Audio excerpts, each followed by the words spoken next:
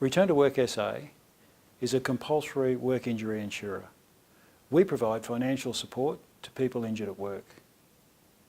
I invite you to have a look at this video and not think about money or financial support at all.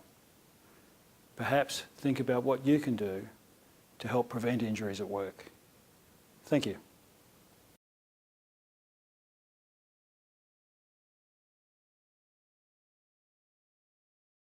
In 2007, my son was a 24-year-old first fix carpenter, going to work on a normal basis like everybody else does. While at work he fell down a hole, smashed his head on the concrete, and by the time he got to hospital, which was luckily very close, he was bleeding from both ears and virtually almost dead, they said. After lots of tests and things, the brain injury they said he had was so massive that he was likely to be a vegetable for the rest of his life, or he would be in a coma for the rest of his life.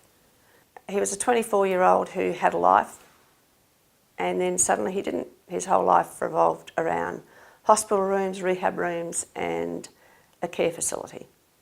Most of his friends all rallied in the first instances, especially at the Royal Adelaide. After that, virtually nobody. And to this day, really, he still really hasn't got many friends left in that sense, because he has a lot of trouble talking very clearly. He has a lot of trouble hearing. You get 4 people together who are all talking and Jay can't hear.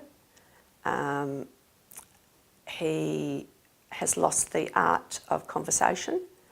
If you don't ask him a question, then he's very, very likely not to say anything, unless it's a particular thing he's having an issue with, like his phone doesn't work or something like that. So 10 years on, or 10 and a half years on, Jay still has issues with his balance. He can be walking along quite happily and then just fall over to the left. His right leg gets tremors in it that he doesn't have any control over. That then actually goes through the arm and to the upper body. So it affects his whole arm, especially if he's trying to cut with a knife and fork. It just alters his whole balance, his whole body movement. I'm pretty certain Jay's fairly conscious of that. Okay, the effect that Jay's accidents had on the family is just massive. Where you normally have a son that you can ring up, talk to, he can come visit you whenever he likes, he can come and give you a hand at home. Now we have it that I have to go to him all the time. I have to talk to him in a very, very measured way, or I have to message him on his phone. And it's very difficult. His younger son, my younger son rather, has difficulty because he no longer has an older brother he can look up to. He has an older brother that doesn't understand so many things in life now that my younger son really struggles as well.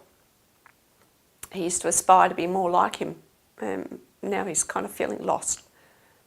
My message to you is you are responsible for your safety.